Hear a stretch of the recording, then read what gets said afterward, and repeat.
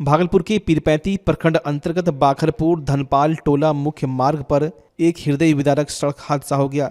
निषाद टोला मुख्य सड़क पर एक अनियंत्रित ट्रैक्टर और बाइक के बीच हुई जोरदार भिड़ंत में एक युवक की घटनास्थल पर ही दर्दनाक मौत हो गई, जबकि 3 अन्य युवक गंभीर रूप से घायल हैं। मिली जानकारी के अनुसार धनपाल टोला चौक की ओर से आ रही बाइक और ट्रैक्टर के बीच टक्कर इतनी भीषण थी कि बाइक के परखच्चे उड़ गए। हादसे में बाखरपुर पश्चिमी निवासी प्रकाश मंडल के पुत्र सिंटू कुमार की मौके पर ही मौत हो गई। हादसे में बाइक सवार 3 अन्य युवक गोलू कुमार, रवि कुमार और मिथुन कुमार गंभीर रूप से घायल हो गए। स्थानीय लोगों की तत्परता से सभी घायलों को तुरंत पीरपैंती अस्पताल पहुंचाया गया, जहां प्राथमिक उपचार के बाद उनकी स्थिति नाजुक बनी हुई है। घटना की सूचना मिलते ही बाखरपुर थाना पुलिस दल बल के साथ मौके पर पहुंचे और सब को कब्जे में लेकर मामले की तफ्तीश शुरू कर दी है। पुलिस ने दुर्घटनाग्रस्त वाहनों को भी कब्जे में लेने की प्रक्रिया शुरू कर दी। फिलहाल हादसे के स्पष्ट कारणों का पता लगाया जा रहा है।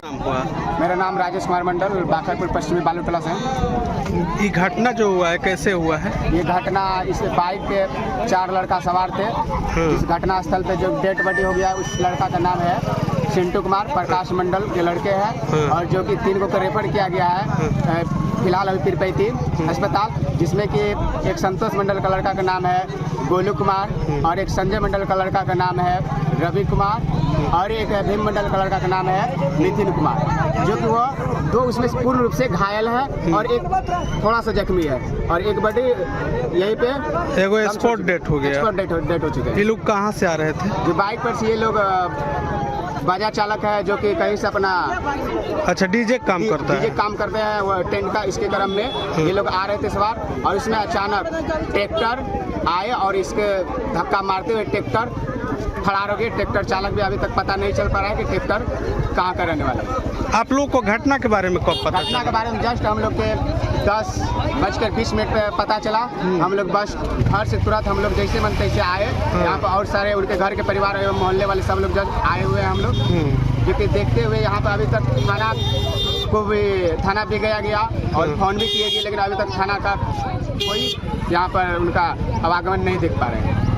और बाकी लड़का को कौन ले गया? कहाँ गया? लड़के को ले गया है 3 को उनके दोस्त थे, जैसे पता चला कि और टोटो चालक भी था। टोटो चालक अपना 3 लड़का को छोड़ के गए और वो घर लाने गए, जो कि वो उनका नाम अभिषेक के भाई है आशीष और 2 लड़का का नाम अभी हमें पता नहीं है कि अभी कौन कौन गया है। वो तीनों लेकर गए, 3 लड़का बस उनके साथ में है। ये लोग कहाँ से आ रहे थे? ये अपना जाले टोला मानपुर से आ रहे थे, ऐसे पता चला हम लोग को जाले टोला मानपुर से, क्योंकि इसके साथ में था ही नहीं, जो था 3 उनके साथ ही चले गए। ट्रैक्टर वाला रौंद कर निकल गया? हाँ, ट्रैक्टर वाला रौंद के निकल गया है।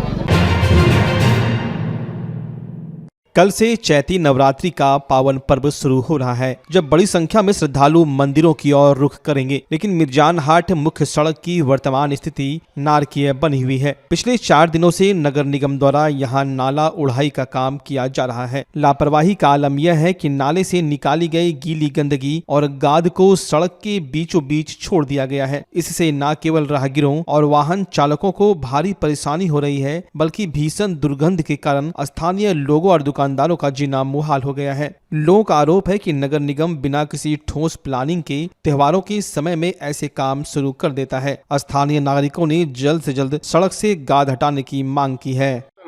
यहाँ पे स्थिति बहुत खराब है। नगर निगम को नाली उड़ाही का कार्य जब है या तो बरसात में याद आता है या जब पर्व त्योहार का समय होता है, तब निगम को याद आता है कि नाली सफाई होनी चाहिए। अभी यही काम होगा, फिर जब जैसे ही अभी मानसून आने का समय होगा, फिर नगर निगम यहाँ से लेकर मोदी नगर तक का सारा नाला का कीचड़ निकाल के सड़क पर रख देंगे। आम जनों को बहुत परेशानी हो रही है इसके कारण। यहाँ पर पूरा फिसलन जैसा माहौल है। अगर आप बाइक से जाएंगे यहाँ पर कभी भी फिसल सकते हैं, इतना बुरा। कल से नवरात्रा भी है और उसके बाद रामनवमी में जुलूस भी निकलेगा और ये स्थिति 10 दिन से पहले खत्म नहीं होने वाला। बहुत बुरा स्थिति है यहाँ। स्थिति तो दयनीय है सर, काफी दयनीय है। कचरा निकाल के छोड़ दिया जाता है। अगर साथ ही साथ अगर कचरा निकल जाए तो बहुत अच्छी बात रहेगी। अभी देखिए लेबर काम कर रहा है, ना पैर में बूट है ना सेफ्टी किट है। अगर इनकी व्यवस्था अच्छी सुचारू रूप से हो जाए तो ये भी यार अच्छी बात है। अगर इनको किसी तरह का कोई कील घुस जाए या कांच घुस जाए तो इनकी जवाबदेही किसकी होगी? किसकी गलती होगी? नगर निगम प्रशासन की होगी या ठेकेदार की गलती होगी?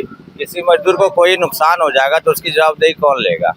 कोई तो लेगा नहीं। तो उन सारी चीज़ों को ध्यान में रखते हुए नगर निगम प्रशासन से मांग करता हूँ कि इन लोगों की भी सुरक्षा की व्यवस्था की जाए। कोई सेफ्टी नहीं, और बदबू इतनी ज़्यादा है कि आदमी को हैजा टाइफाइड हो जाए। कल नवरात्रा है, उसके बाद चैती छठ है, ध्वजारोहण का भी है, सारा पर्व तो इसी में कल से चालू हो जाता है सर। अब उन सारी चीज़ों को, ये मुख्य रास्ता है, दक्षिणी क्षेत्र का मुख्य रास्ता हो जाता है। इस सड़क का देखिए वहाँ पीछे भी आप दिखा सकते हैं, उधर ये सारे विवाह भवन जितने हैं, इन विवाह भवनों का कचरा भी वहाँ डंपिंग होता है, और भी कूड़ा छोटे छोटे गाड़ी ला के वहाँ पर गिराते हैं। डेली कूड़ा उठाई का काम हो नहीं पाता है सुचारू रूप से। आपको मैं बताना चाहता हूँ कि मानसून पूर्व जो है बड़े नालों की सफाई नगर निगम के द्वारा प्रारंभ कर दिया गया है 1 मार्च से। उसी के तहत जो है हम गैंग लेबर लगा करके जो है सफाई कराया जा रहा है। ये अभियान के तहत जो है सो हम लोग बड़े नाले की सफाई करवा रहे हैं। इससे जन मानस को थोड़ी सी परेशानी जो है गाद के वजह से अभी हुई है। हमें समाचार जो है सो मिली है, सुबह में व्हाट्सएप पे भी हम देखे हैं फोटोग्राफ। हमने जो है एजेंसी को इसके लिए बोल दिए हैं और इसकी मॉनिटरिंग भी टीम के द्वारा कराई जा रही है। उसको जल्द से जल्द गाद का उठाव 1 दिन पूर्व जो है उसको करा दी जाएगी। और हम इस जो शीतला स्थान का मैटर है, जहाँ पर ये कल से जो है सो नवरात्रा पर्व जो महान पर्व है ये स्टार्ट हो रही है, तो इसके मद्देनजर रखते हुए भी गाद की उठाव करा करके चूना ब्लीचिंग करके सफाई का कार्य पूर्ण करा दिया जाएगा। लोगों को किसी तरह की कोई परेशानी नहीं होगी। सर, जितने लोग गैंग में लगे हुए हैं, ना तो उनको कोई जूता दिया गया है, ना ग्लव्स है, नाली में उतर कर काम कर रहे हैं, शीशा रहता है, कांटा रहता है, तो खिलवाड़ एक तरह से नहीं किया जा रहा है कंपनी के द्वारा। सर, नगर निगम के द्वारा जो है कॉन्ट्रैक्ट साइन में जो है कंपनी को सारा जो है सेफ्टी किट देने का प्रोविजन है। अगर नहीं दिया गया है तो उसे उधर का जोनल जो है उसको हम तुरंत जो है इसके लिए निर्देशित करेंगे, और सेफ्टी के तहत सेफ्टी किट जो है सो सारे जो है सफाई कर्मी पहन कर ही इस कार्य में जो है सो करेंगे, जोखिम नहीं लेंगे। इसके लिए हम जल्द से जल्द जो है सो सेफ्टी किट का प्रोवाइड करवा देंगे। सर, नाला में ऐसे बिना जूता के उतरे हुए हैं, खाली पैर उतरना क्या उचित है? सर, नहीं, कोई उचित नहीं है, जोखिम नहीं लेना है। इसमें सेफ्टी किट जरूरी है, और सेफ्टी किट पहन करके ही बड़े नाले में सफाई करना अनिवार्य है। जरूरी जो है सो इसकी कार्रवाई की जाएगी, और इस आवश्यकता जो भी रहेगी सेफ्टी किट का उसको प्रोवाइड कर दिया जाएगा। निगम से द्वारा दिया जाता है सर सेफ्टी किट?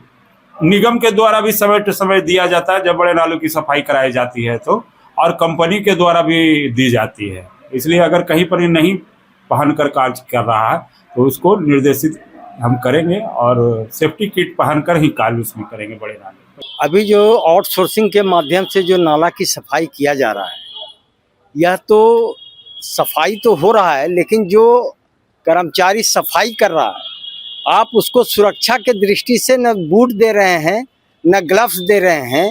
जबकि इसकी शिकायत हम लोग ने वीडियो कॉन्फ्रेंसिंग के माध्यम से मुख्यमंत्री तक पहुंचाए, लेकिन नगर निगम के कर्मचारियों पर कोई दबाव नहीं पड़ रहा है, और कर्मचारी भी आउटसोर्सिंग पर दबाव नहीं बना रहा है, जिसका नतीजा है कि आज शीतला स्थान चौक पर जो नरक बना हुआ है, लोग नाक पर कपड़ा डालकर आगे बढ़ रहा है। रामनवमी का समय है, पूजा का समय है, ईद का समय है, इसको देखते हुए भी लोगों पर कोई प्रभाव नहीं पड़ रहा। हम इसका घोर निंदा करते हैं और इसकी लिखित शिकायत मुख्यमंत्री तक पुनः पहुंचाने का काम करेंगे। अगर कोई भी कर्मचारियों का, सफाई कर्मचारियों के साथ कोई भी हादसा होता है तो पूरा जवाबदेही नगर निगम पर होगा, लेकिन काम आउटसोर्सिंग करता है। आउटसोर्सिंग एक झोला लेके आया था और कमा के जा रहा है, शहर के लोग को अंधा बना रहा है। हम लोग आउटसोर्सिंग का घोर निंदा करते हैं और इसका विरोध करते हैं।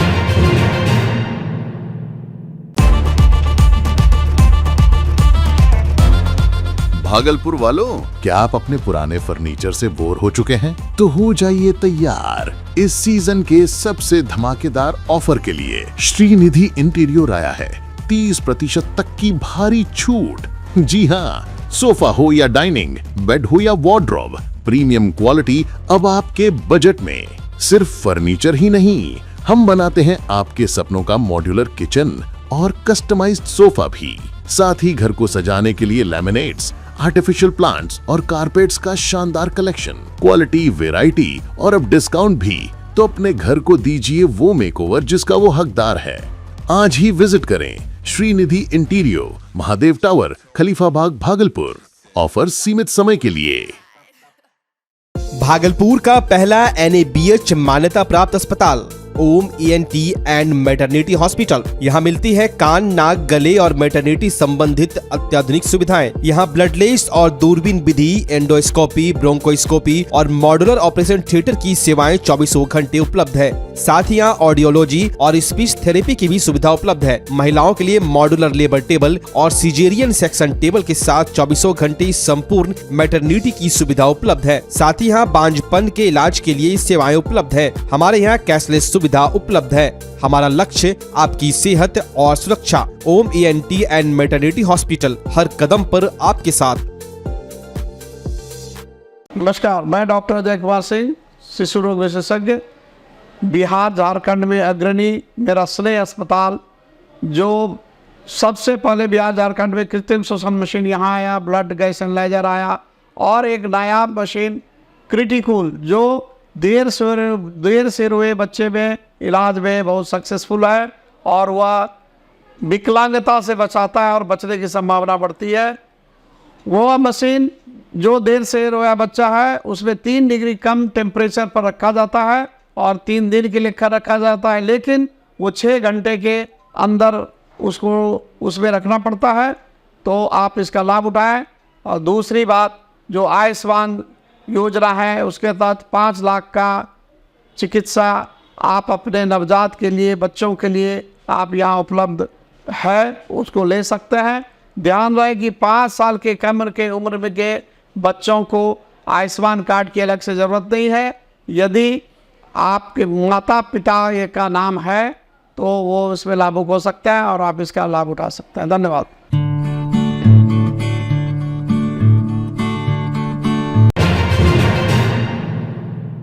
भागलपुर में LPG गैस की आपूर्ति को लेकर फैल रही भ्रामक खबरों के बीच प्रशासन ने स्पष्ट किया है कि जिले में गैस की कोई कमी नहीं है। जिला प्रशासन द्वारा जारी आंकड़ों के अनुसार भागलपुर के सभी 58 गैस वितरकों के पास पर्याप्त स्टॉक मौजूद है और उपभोक्ताओं को उनकी बुकिंग के आधार पर निरंतर गैस उपलब्ध कराई जा रही है। प्रशासन ने बताया कि जिले में कुल 58 गैस एजेंसियां सक्रिय हैं, जिनमें IOCL की 33, HPCL की 16 और BPCL की 9 एजेंसियां शामिल है। केवल कल यानी 17 मार्च 2026 को ही जिले के 12,498 उपभोक्ताओं को सफलतापूर्वक गैस सिलेंडर उपलब्ध कराए गए हैं। जमाखोरी और कालाबाजारी को रोकने के लिए जिला प्रशासन पूरी तरह एक्शन मोड में है। सभी प्रखंडों में विशेष धावा दल का गठन किया गया है। साथ ही दंडाधिकारी और पुलिस बल की प्रतिनियुक्ति की गई है ताकि वितरण पारदर्शी तरीके से हो सके। सभी उपभोक्ताओं को होम डिलीवरी के माध्यम से ही गैस पहुंचाने के निर्देश दिए गए हैं। शिकायतों के त्वरित निवारण के लिए जिला नियंत्रण कक्ष 24 घंटे काम कर रहा है। सभी अनुमंडल और प्रखंड आपूर्ति पदाधिकारियों को प्रतिदिन आपूर्ति की समीक्षा करने का निर्देश दिया गया है। प्रशासन ने आम जनता से अपील किया है कि वे किसी भी तरह की अफवाह पर ध्यान न दे और पैनिक बुकिंग से बचें।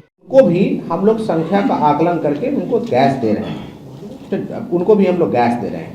थर्ड की जो हमारे यहाँ जो नंबर लगाने वाले हैं, मैं उनसे बार बार अनुरोध करूंगा आपके माध्यम से कि बिल्कुल नहीं घबराएं, है हमारे पास गैस। और बिहार के लोग इतने मजबूत हैं कि किसी व्यवस्था में कोई चुकते नहीं है। ये विषम परिस्थिति अभी एकदम नहीं है, तो बिल्कुल नहीं घबराएं, धैर्य से रहें, हम दिलाएंगे। कुछ जो मामले आपके द्वारा उठाए गए हैं, मैं एसएसपी साहब दोनों हम लोग अभी जा रहे हैं, हम लोग देख रहे हैं चीज़ों को। सारा डेटा मेरे पास है, ये सारा किस एजेंसी के पास कितना गैस है, कौन सा एजेंसी कितना डिलीवर किया है 3 दिनों में, कौन सी एजेंसी आज कितना डिलीवर कर रही है, किस एजेंसी को कल कितना हम सिलेंडर देंगे, वो हम करा रहे हैं ताकि एजेंसी नहीं घबराए कि हमारे पास मिलेगा कि नहीं मिलेगा। वो भी सारा डेटा मेरे पास है, उस डेटा के आधार पर मैं बात कर रहा हूँ आपसे। तो नहीं घबराएं। और आपको बता दें, मैक्सिमम इस टाउन में कुछ लोगों ने ऐसा इशू क्रिएट कर दिया है। ग्रामीण इलाके में हमारे पास इशूज नहीं है, हमारे पास सभी वेंडर्स, सभी डिस्ट्रीब्यूटर्स का नंबर है। टाउन में इशूज क्रिएट किया है, कुछ लोग घबरा रहे थे। विधि व्यवस्था से बिल्कुल नहीं चिंता करना है। हमने कल भी डिस्ट्रीब्यूटर के साथ बैठक किया है और हम लोग उसको सख्ती से देख रहे हैं। कोई किसी प्रकार की शिकायत आती है कालाबाजारी का, तो आप लोगों से अनुरोध करें कि आप लोग भी हमें सूचना दें ताकि हम लोग रेड भी करें और उस पर उस रेड करेंगे, उसके गोडाउन को बंद नहीं करेंगे, उसके गोडाउन से हम दूसरे 5 जनों को देंगे, गैस देंगे, उनको गिरफ्तार करके जेल भेजेंगे। मौसम के बदलते मिजाज ने शहर में दस्तक दे दी है। दिन में तेज धूप और रात में हल्की ठंडक का यह दौर बड़ों के साथ साथ छोटे बच्चों के लिए भी काफी चुनौतीपूर्ण साबित हो रहा है। इस बीच भागलपुर के प्रसिद्ध नवजात एवं शिशु रोग विशेषज्ञ डॉक्टर अजय कुमार सिंह ने अभिभावकों के लिए एक विशेष स्वास्थ्य सलाह जारी की है। डॉक्टर सिंह ने अभिभावकों को चेतावनी देते हुए कहा कि वर्तमान में दिन का तापमान बढ़ रहा है, लेकिन रातें अभी भी पूरी तरह गर्म नहीं हुई हैं। ऐसे में रात के समय पंखा चलाना छोटे बच्चों के लिए खतरनाक हो सकता है। इससे बच्चों में अचानक सर्दी, खांसी और तेज बुखार का खतरा बढ़ जाता है। उन्होंने कहा कि बच्चों को सीधे पंखे या ठंडी हवा के संपर्क में न आने दे। बच्चों को हल्के सूती कपड़े पहनाएं, लेकिन रात के समय शरीर को पूरी तरह ढक कर रखें। बच्चों के आसपास स्वच्छता बनाए रखें और उन्हें संतुलित आहार दें। समय समय पर बच्चों को पानी पिलाते रहें ताकि शरीर में पानी की कमी ना हो। डॉक्टर अजय कुमार सिंह ने जोर देकर कहा कि मौसम के इस बदलाव में थोड़ी सी भी लापरवाही बच्चों की सेहत पर भारी पड़ सकता है, इसलिए सतर्क रहें और किसी भी लक्षण के दिखने पर तुरंत डॉक्टर से संपर्क करें। अभी जैसे गर्मी बढ़ रही है, लेकिन दिन का तापमान तो बढ़ता है, लेकिन रात का तापमान अभी भी कम होता है। तो अभी भी यदि जो भी पंखा चला के सोते हैं तो आप देखते होंगे कि भोर में ठंड लगने लगती है। और अभी खास करके 2-4 दिन में जो है अभी मौसम ने करवट लिया है, कुछ ठंडी हवा बह रही है। तो ऐसे में एक ही उपाय है कि बच्चे को ढक के रखें और रात में पंखा कोशिश करें कि नहीं चलाएं, उससे सर्दी कम होगी। अन्यथा फिर सर्दी के बाद खांसी और फिर निमोनिया का प्रकोप बना रहता है। और गर्मियों में तेज़ धूप में नहीं निकालें, नहीं तो फिर ज़्यादा धूप फिर ठंडा, उसके चलते भी चेंज ऑफ एनवायरनमेंट से जो है बच्चों में सर्दी खांसी होने की संभावना रहती है। तो मौसम के अनुकूल बच्चे को ढकने का प्रयास करें या उसको निकालने का प्रयास करें। तो इस तरह से आप यदि मौसम के अनुकूल यदि करते रहेंगे तो बच्चों में जो है सर्दी खांसी की कमी होगी। भागलपुर में पटना उच्च न्यायालय की खंडपीठ स्थापित करने की दशकों पुरानी मांग ने एक बार फिर जोर पकड़ लिया है। बुधवार को अधिवक्ताओं ने अनवरत धरना प्रदर्शन के 100वें दिन पूरे होने पर कलेक्ट्रेट के पीछे जबरदस्त विरोध प्रदर्शन किया गया। गौरतलब है कि भागलपुर में हाईकोर्ट बेंच की मांग वर्ष 1967 से उठ रही है। वरिष्ठ अधिवक्ता ओम प्रकाश तिवारी ने प्रदर्शन को संबोधित करते हुए कहा कि भागलपुर पूर्वी बिहार का प्रमुख केंद्र है। यहाँ बेंच की स्थापना होने से न केवल भागलपुर बल्कि आसपास के करीब 15 जिलों के गरीब और लाचार वादकारियों को बड़ी राहत मिलेगी। वर्तमान में लोगों को छोटे छोटे कार्यों के लिए भी पटना जाना पड़ता है, जिससे समय और धन दोनों की बर्बादी होती है। अधिवक्ता मुकेश कुमार ठाकुर ने कहा कि यह केवल वकीलों की लड़ाई नहीं बल्कि यह एक जनहित मुद्दा है, जिसे अब व्यापक जन समर्थन मिल रहा है। अधिवक्ताओं ने साफ लहजे में सरकार को चेतावनी दी है कि यदि जल्द ही इस पर कोई ठोस निर्णय नहीं लिया गया तो आने वाले समय में यह आंदोलन और भी उग्र रूप धारण करेगा। ये धरना जो हम लोग का चल रहा है इस बैनर के तहत, जिसके संरक्षक हमारे श्याम बाबू हैं, मुकेश जी हैं, सारे लोग यहाँ उपस्थित होते रहते हैं और समाहरणालय में डीएम साहब का परमिशन लिया हुआ है। ये धरना का मुख्य जो हम लोग का उद्देश्य है कि भागलपुर में उच्च न्यायालय खंडपीठ की या सर्किट बेंच की स्थापना हो। यह मांग हम लोगों के द्वारा 1967 से लगभग हम लोग का चल रहा है, जो अलग अलग जगहों पर अलग अलग फोरम के माध्यम से लगातार किए जा रहा है और अभी भी अलग अलग मंच के द्वारा इसको उठाया जा रहा है, लेकिन अभी तक सरकार के द्वारा इस पर कोई ध्यान नहीं दिया गया है। बहुत पहले संसद में ये प्रश्न उठाया गया था कि भागलपुर में उच्च न्यायालय खंडपीठ की स्थापना हो। उस पर वहाँ से कहा गया कि बिहार सरकार से ऐसा कोई हम लोग के पास प्रस्ताव नहीं आया है, इसलिए इस पर जो है विचार नहीं हो रहा है। तो यहाँ हम लोग इस फोरम के माध्यम से सारे जनता को जगाना चाहते हैं और साथ ही साथ भागलपुर के जितने जनप्रतिनिधि हैं उनसे आपके चैनल के माध्यम से अनुरोध करना चाहते हैं कि वो लोग जो भागलपुर में हम लोग की मांग है उच्च न्यायालय खंडपीठ की, जो यहाँ की जनता की मांग है, उसको विधानसभा में उठाकर इसमें समाधान कराने का प्रयास करें। सर्किट बेंच से भी शुरुआत हो सकती है। अगर सर्किट बेंच भी हो जाता है तो यहाँ की जनता को न्याय मिलने लगेगा। जो सस्ता सुलभ त्वरित न्याय का नारा है संविधान का, उसमें नाथनगर स्थित प्रसिद्ध बाबा मनस्कामना नाथ मंदिर परिसर में बुधवार को भक्ति और उत्साह का अद्भुत नजारा देखने को मिला। अवसर था श्री श्री 1008 सतचंडी महायज्ञ का, जिसकी शुरुआत भव्य कलश शोभा यात्रा के साथ हुई। इस यात्रा में हजारों की संख्या में महिला और पुरुष श्रद्धालु सिर पर कलश लिए शामिल हुए, जिससे पूरा इलाका जय माता दी के जयकारों से गूंज उठा। कलश यात्रा मंदिर प्रांगण से निकलकर शहर के विभिन्न मुख्य मार्गों का भ्रमण करते हुए पुनः मंदिर पहुंची। इस दौरान श्रद्धालु भक्ति गीतों पर झूमते नजर आए। मंदिर और शांति समिति के सदस्यों ने यात्रा को सफल बनाने में सक्रिय सहयोग दिया। आयोजन समिति ने बताया कि गुरुवार को चैत्र नवरात्र के प्रथम दिन से यज्ञ का विधिवत शुभारंभ होगा। यज्ञाचार्य माना शुक्ला के निर्देशन में पंचांग पूजन, मंडप प्रवेश और अरणी मंथन किया जाएगा। अभिजीत मुहूर्त में कलश स्थापना के साथ ही मां शैलपुत्री का विशेष पूजन होगा। यज्ञ के मुख्य जजमान के रूप में शंकर राज पटेल उपस्थित रहेंगे। श्री श्री 1008 सतचंडी महायज्ञ का आयोजन प्रत्येक वर्ष बाबा मनस्कामना नाथ मंदिर के प्रांगण में किया जाता है। इस वर्ष भी धूमधाम से किया जा रहा है। आज सतचंडी महायज्ञ बसंती नवरात्र पूजन को लेकर बाबा मनस्कामना नाथ मंदिर से भव्य कलश शोभा यात्रा निकाली गई। शोभा यात्रा नाथनगर सीटीएस रोड होते हुए नरसिंहवन ठकुरबाड़ी पुनः पिपरपाती सुभाष पार्क केवी लाल रोड होते हुए मंदिर आई। शोभा यात्रा में हजारों की संख्या में महिला पुरुष उपस्थित थे। छोटी छोटी बच्चियां माथे पर कलश रखकर मां भगवती के पूजन में लगी हुई थी। और कल सतचंडी महायज्ञ का पंचांग पूजन, मंडप प्रवेश, अरणी मंथन के साथ कल यज्ञ प्रारंभ होगा। आज शोभा यात्रा में समाज के सभी वर्ग के लोग उपस्थित थे। मां भगवती सभी की मनोकामना पूर्ण करे। मैं पंडित माना शुक्ला, यज्ञाचार्य पंडित, नाथनगर मनस्कामना नाथ मंदिर। आगामी चैती नवरात्र, रामनवमी और ईद के त्यौहार को शांतिपूर्ण और भाईचारे के साथ संपन्न कराने के लिए बुधवार को सुल्तानगंज थाना परिसर में एक महत्वपूर्ण शांति समिति की बैठक आयोजित की गई। इस बैठक की अध्यक्षता प्रशिक्षु एएसपी सह थानाध्यक्ष श्याम राजा ने की। प्रशासन ने स्पष्ट संदेश दिया कि सभी त्यौहार आपसी प्रेम और सौहार्द के साथ मनाए जाए। बैठक में निर्णय लिया गया कि किसी भी शोभा यात्रा या जुलूस में डीजे के प्रयोग पर पूरी तरह प्रतिबंध रहेगा। एएसपी ने हनुमान मंदिर और चैती दुर्गा समितियों को अपने अपने लाइसेंस रिन्यू कराने के भी निर्देश दिए। साथ ही अजगैबी नाथ धाम स्थित चैती छठ घाट और पूरे शहर में सुरक्षा व्यवस्था की समीक्षा की गई। भीड़ भाड़ वाले इलाकों में अतिरिक्त पुलिस बल और महिला पुलिस बल की तैनाती करने पर भी विचार विमर्श हुआ।